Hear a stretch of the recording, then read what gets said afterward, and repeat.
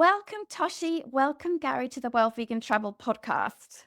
Thank you Thank so you. much for having us. We're excited to be here.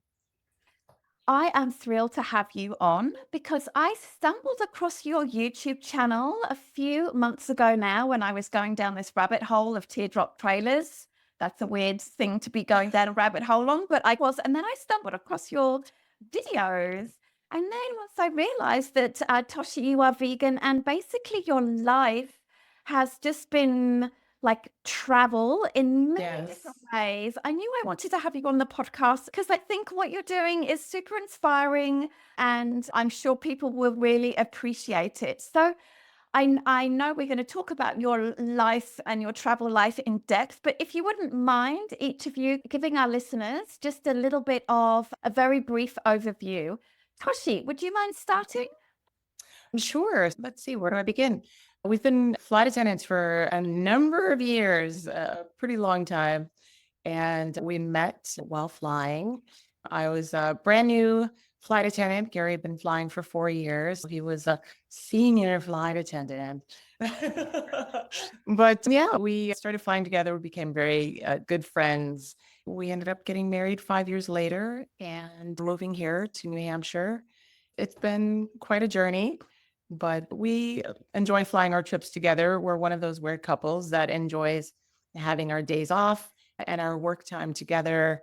We get along really well. We started out as best friends. We're not one of those couples that argues and hates to be around each other. We really enjoy our time spent together traveling Skyways. And now, of course, the past 4 years, a little over 4 years, traveling on the road across America.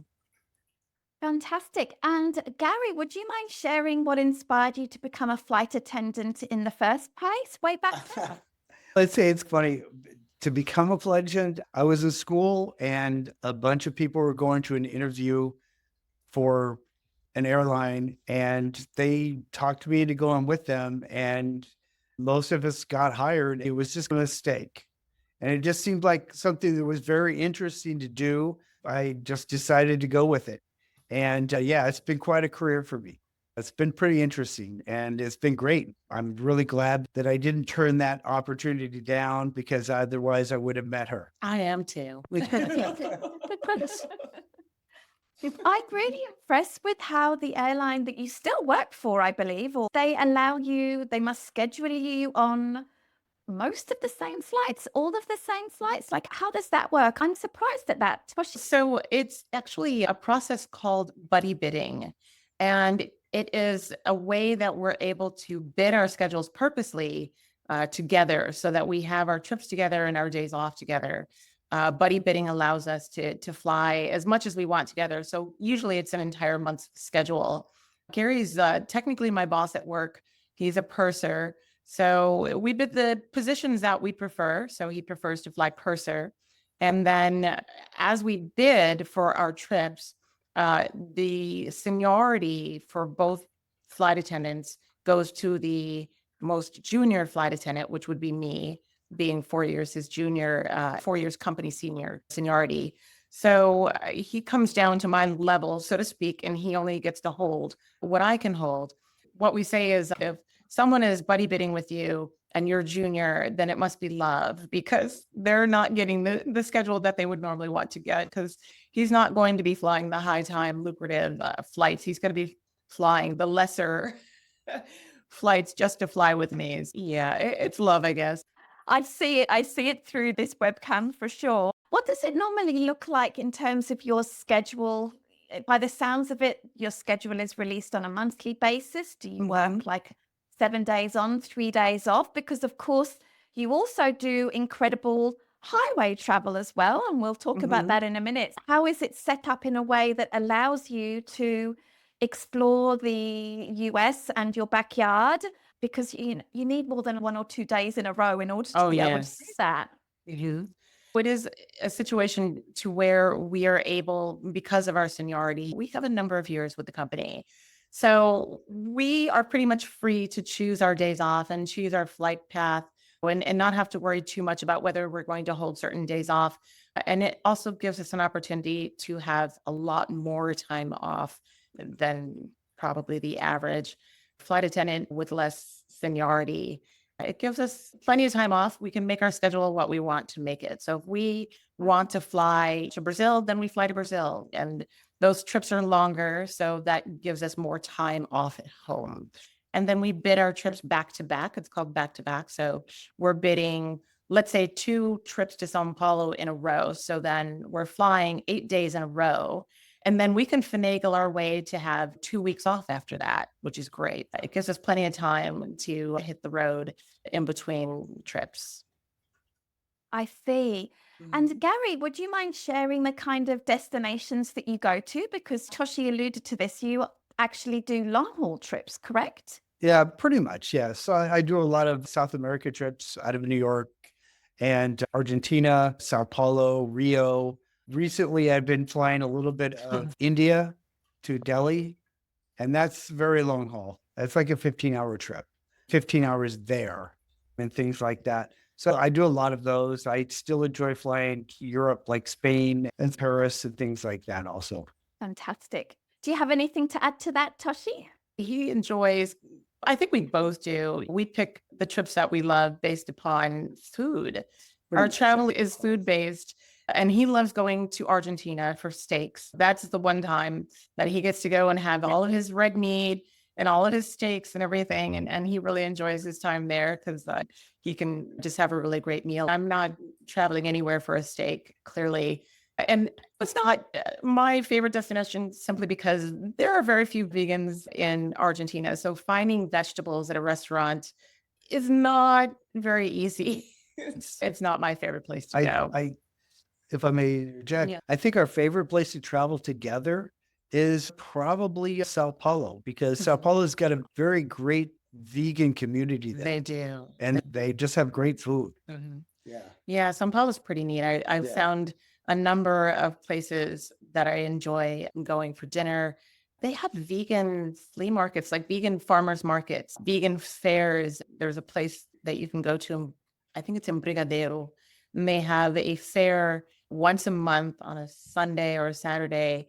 And everything in this entire fair is vegan, and it's fantastic. I have a couple friends there that I go with, and we just eat all of the vegan food. And I enjoy food from the destination veganized. I don't want to go to Brazil for guacamole and chips and salsa. I want to go to Brazil and have Brazilian cuisine that is veganized. So getting a chance to have the cultural food veganized to me is definitely key.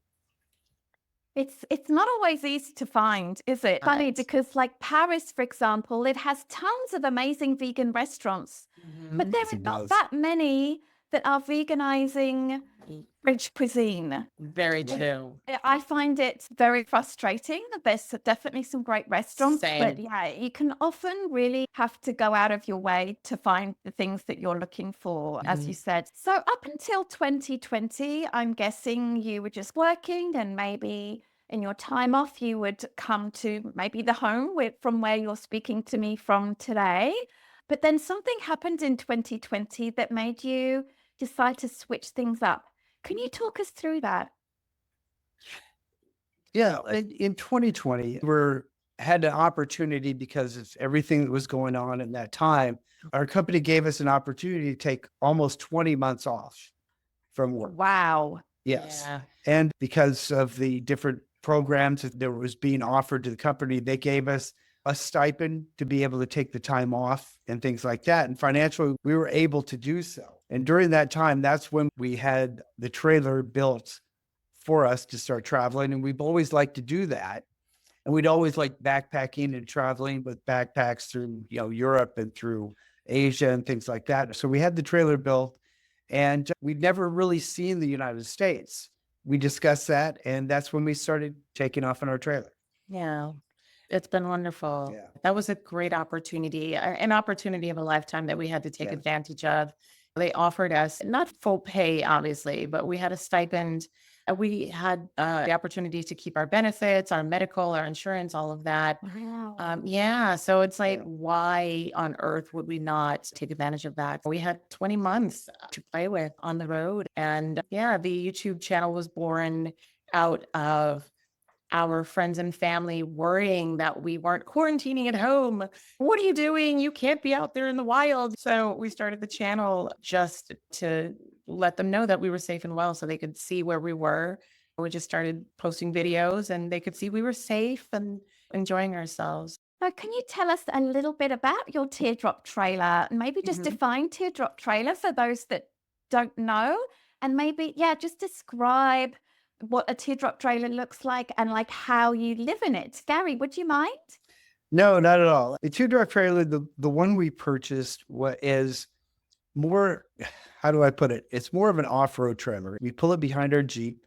It's designed to go pretty much anywhere our Jeep can go. So we can go off-road with it and things like that. It's small. It's only 5x9. It's a bed inside, but she does have a great galley in the back that opens up, and she has plenty of room for everything she needs to cook with.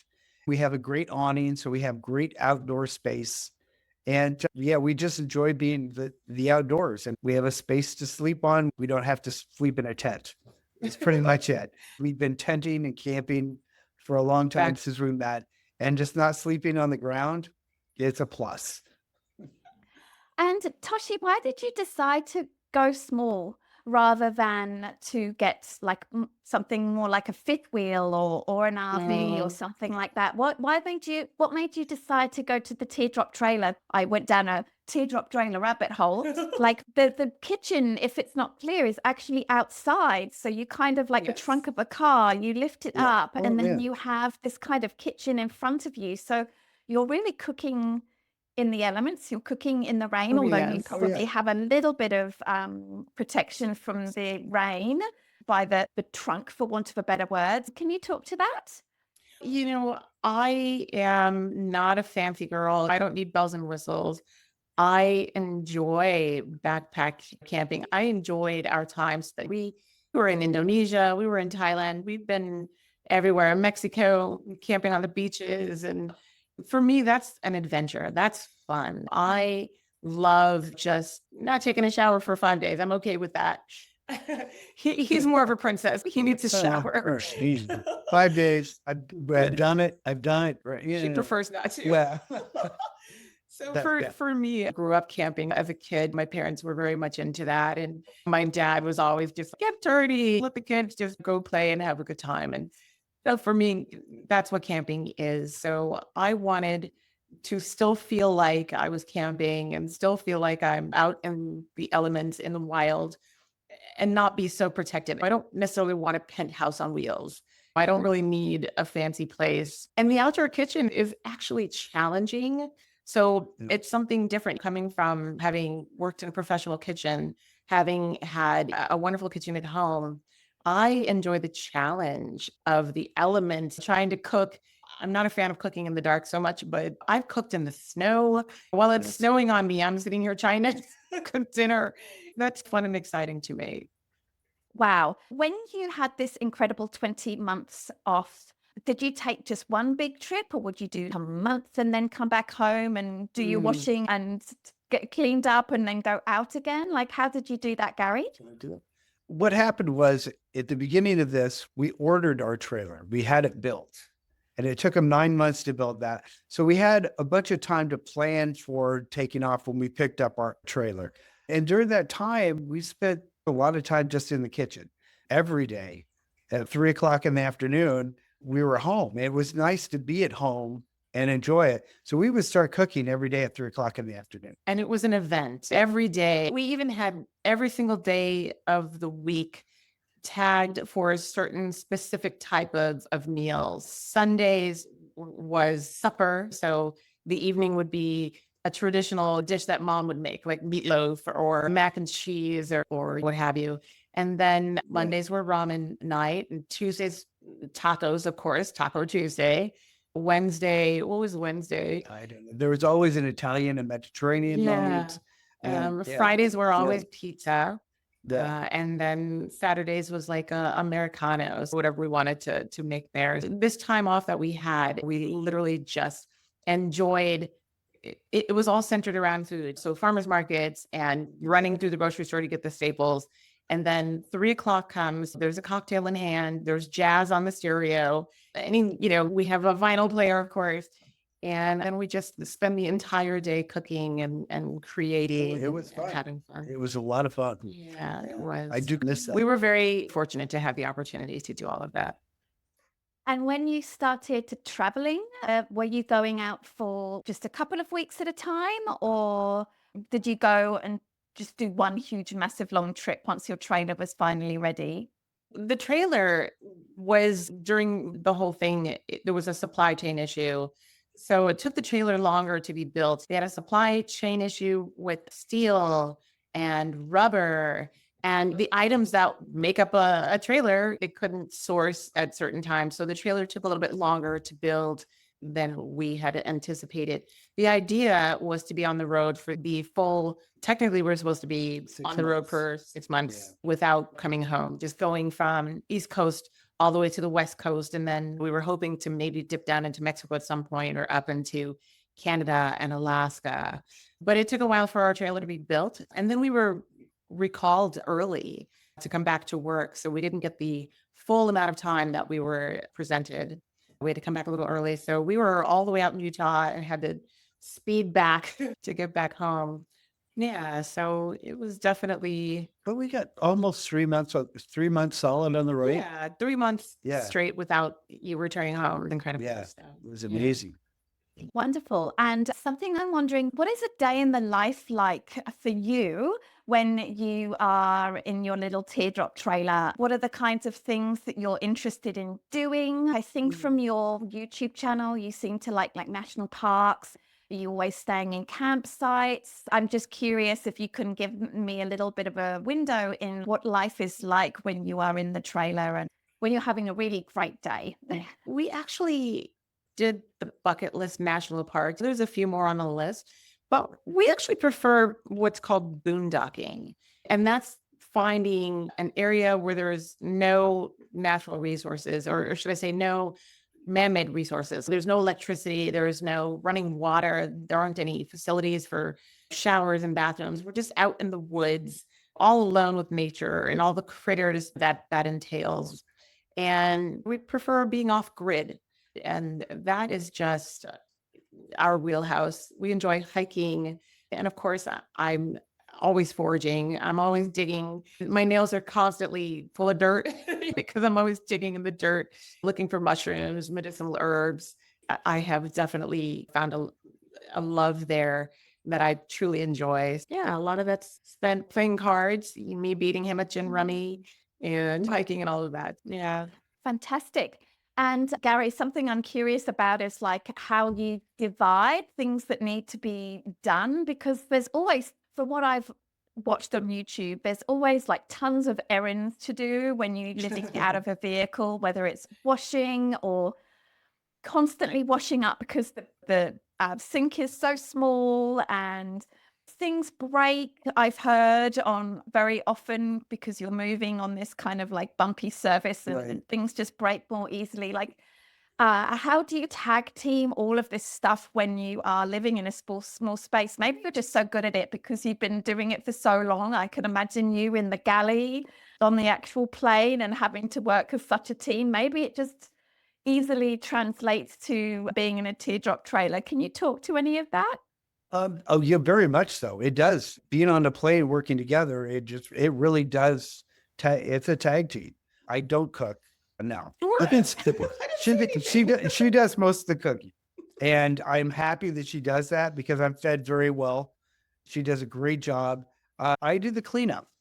I am in charge of cleanup, and then we both have our tasks at camp. I do the cleanup. She does the cooking, and we share all the other duties also.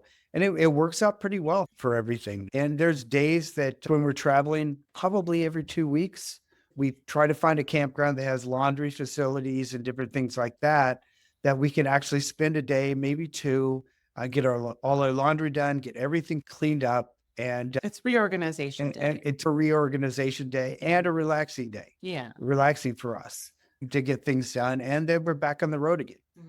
And we decide the new destination we're heading toward.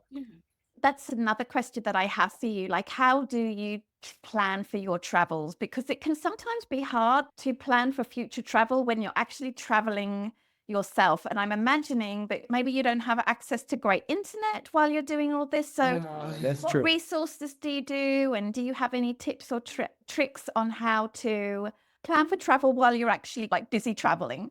That's that one? that's funny because you're going to catch up. You're going to chime in on this Oh too, dear. but we don't. No. A lot of times we wake up in the morning and decide a destination. If we're going, all right, we're going to head west. And then as we're driving west, then we decide where we're going.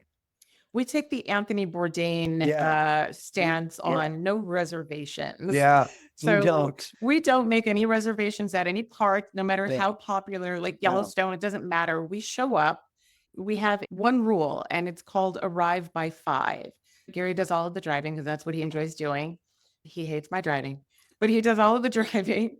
And then when he's done driving, wherever we want to be at 5 o'clock, that's where we are. So we drive until about 3 o'clock, and then I start finding a place for us to stay, depending on how many nights we want to stay. And that's usually as remote as we can find. We try to avoid the KOAs, the RV parks, anything putting us in a situation of listening to a generator all night or something like that. We're looking for the places that don't have playgrounds for kids and swimming pools and all of that stuff. We're looking for a nice, peaceful, quiet, lots of trees. And so we don't really plan so much. She planned nothing. We don't at all. Like, we just decide. We just show up. We show up. Do you have a spot for us? How many days do we want to stay? Yeah. Do we like it? Okay, we'll probably stay 2 or 3 days. Yeah. If we don't like it, we're overnight and we're moving on.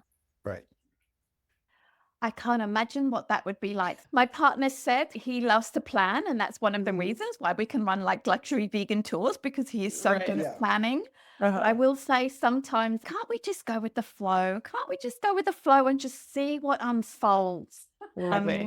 Yeah, that sort of frustrates me from time to time. But at the same time, he is the one that's taking on this burden slash Yes. responsibility of doing all the Yes. organization. So I try not to complain too much, but yeah, I would love to just take things a little bit more easily when traveling. So a question that I have now is, of course, now you are back at work and you are still producing YouTube videos Yes. from your Teardrop trailer. So I imagine things are looking a little bit different in terms of when you could travel and juggling all of that. Honestly, I don't know how you work and travel like this and create content when you probably don't have internet or access all of the time. I guess that's another question. But how is it looking like now in terms of balancing your full-time travel and then traveling in your time off? We just returned from a 2-month trip. Yeah, we were on the road for 2 months. Yeah. We literally just got home yesterday. Yeah. Oh, Yeah. welcome home. And Yeah, thank you. thank you. Thank you. Yeah, it was wonderful. So when we first spoke to you, we were on the road, and that was the beginning. And we knew we were going to be taking this long 2-month trip. We combine days off with vacation Yeah. and everything. And we plan it out during the year. Like probably in January, we'll start planning not where we're going, but how we're going to use our time off during the camping season. We can manipulate our schedule so well with our vacation times, we can get a substantial amount of time off. Yes. And that's how we work it. Yeah. And in the wintertime, because we're not necessarily fair weather campers, we do enjoy a little cold weather camping, but it does get extremely cold here. Our channel is called Skyways to Highways for a reason. It enables us to film our layovers, all of the fun that we're having during the winter months, because we fly a lot during the winter so that we can have all of the time off in the summertime to be in our trailer Right. and camp. Yeah, it's a nice balance. But from spring, let's say from May all the way through November, we're camping. And then we try to take one winter camp. That'll be in January. 2, maybe 3. Oh, okay. There's news. You heard it here first. You're my witness. But yeah, so we try to have a nice balance and spend as much time in the trailer as we can. And then when we're not camping, it's nice to be able to have the content of our layovers and show what we're doing in our day job life, I guess you could say. And I've started a whole new YouTube channel partly based upon my travels as far as finding vegan food, going to different places, different destinations. And I also enjoy the idea of looking to see what that particular city has that everyone loves. What's the destination meal, that one meal that people go there for?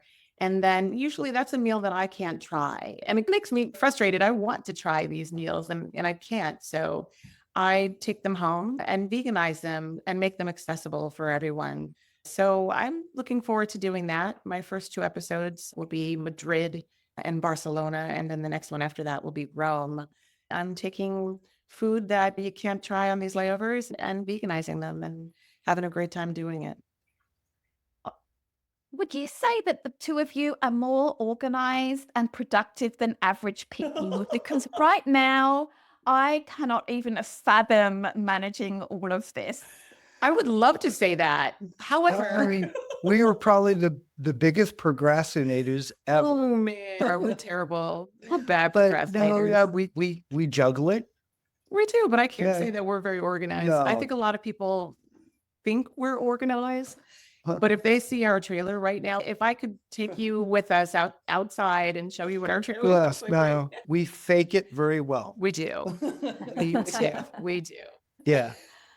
I love that. Something, a flaw of mine, I think, is that I'm just imagining myself in your situation. I'm jealous of the fact that you're able to just not worry about the state of your trailer.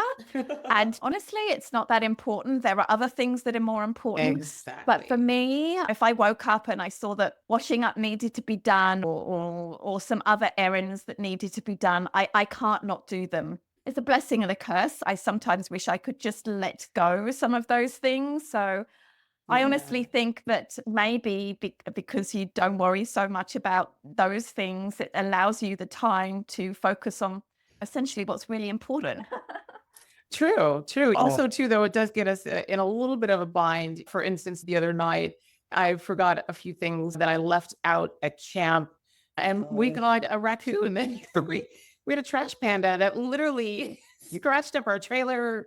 Ate your cookie. Ate- And ate your cookie. Yes, ate all kinds of stuff. Okay, that was my fault. I did leave that out. Yeah. I didn't put it away. I forgot. So yeah, we could use a little more organization at camp, but it's a funny story. It's an adventure. So it is a funny story to tell in the end. I love it. So Toshi and Gary, thank you so much for being on the World Vegan Travel Podcast. I am super motivated. I'm going to go back and I'm going to tell Seb, we have got to get an RV / teardrop trailer. He's about 50% there, I think. Oh, that's good. Like come Yeah. camping with us. Oh Yeah, my so- goodness. oh I my would love goodness, to we learn would from love the that. pros.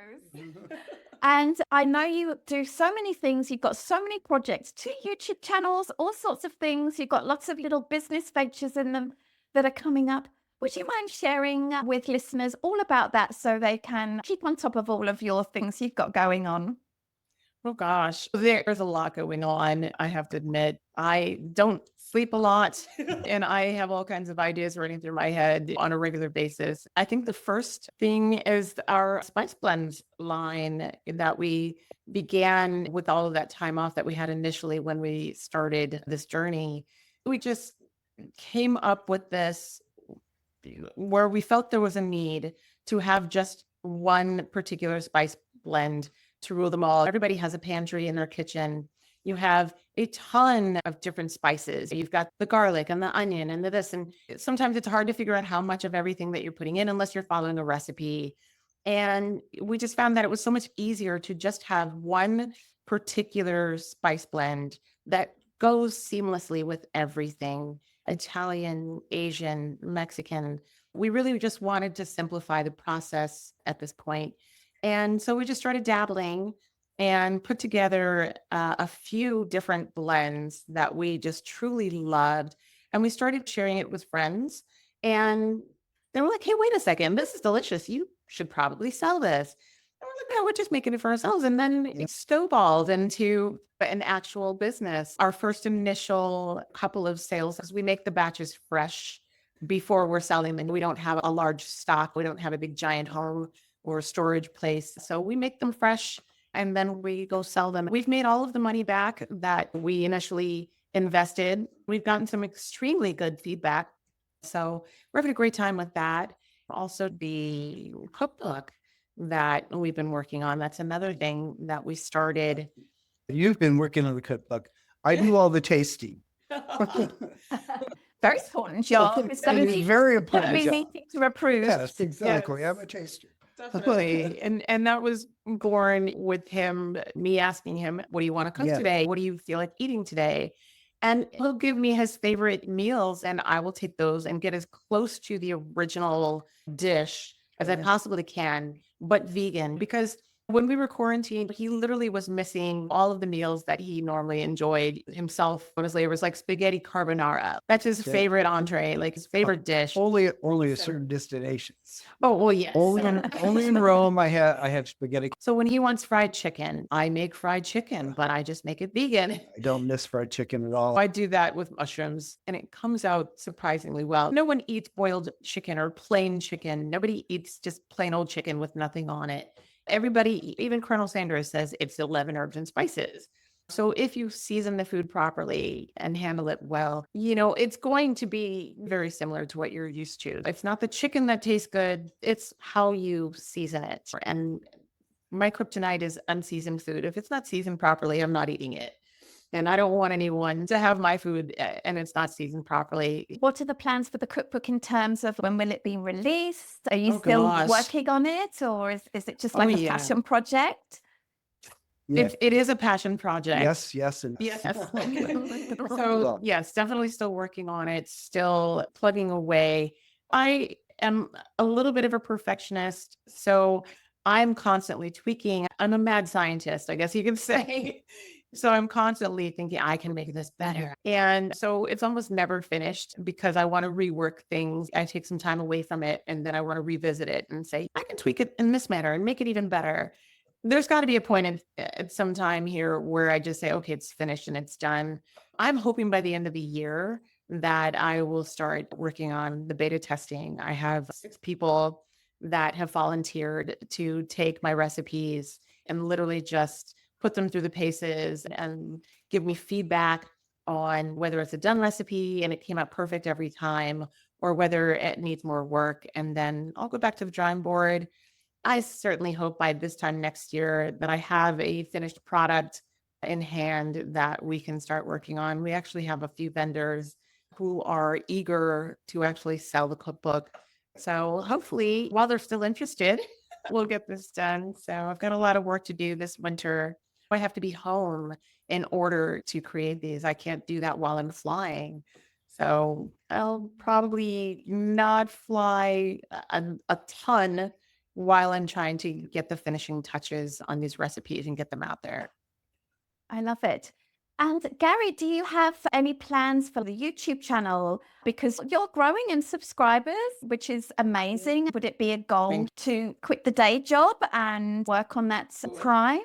Or is it just seeing no. how things go? No, This is a good question. Yeah, it's a good question. It would be a big goal to quit the day job. I've been doing this for quite a while now.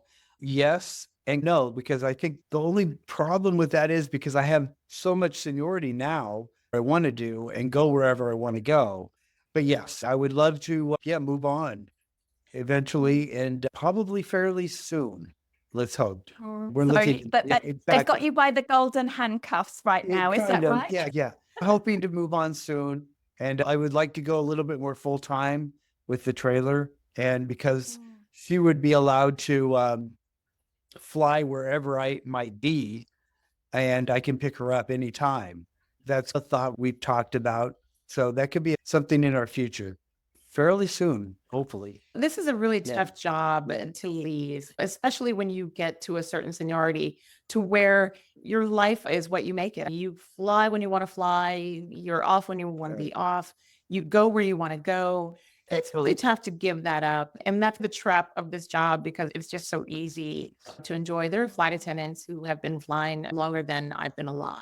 And That's they true. can't quit because they're just having Yeah. so much fun. When you're going to Venice and Amsterdam, when you're going to Paris for lunch, it is tough. I get it. Also, too, there comes a time where you need to segue into a next phase of your life. And I'm hoping that he does that. I I think within the next 3 years, I'm thinking he's going to segue, but he has to have a hobby. He's not allowed to sit on the Yeah. couch and drink beer. I bet I got a hobby. I take care of you. Oh, okay.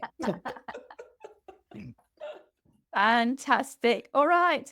You have so much going on. I love that you've just let yourself be open to how life unfolds, and it's working out for you both by seeing you on YouTube and listening to what you've said here today. I think this is just super inspiring. How can Thank you people so much. follow your YouTube channel? What do they need to search and subscribe to make sure they're getting all of the great info? Our YouTube channel is Skyways to Highways. And we have an Instagram channel, which we need to work on, but Skyways to Highways on Instagram. We just launched a brand new website. Fellow hiker trailer owner, she was incredible. Cody just put together this beautiful website for us. And we just launched that last weekend. And yeah, which I is looked at it before we got on the call. It Did you? looks lovely. I know. Yeah. she did an Thank amazing you. job. She did a great Cody job. Weldon did an amazing Yeah. job. She's just phenomenal. And she's a fledgling small business. We love supporting small businesses.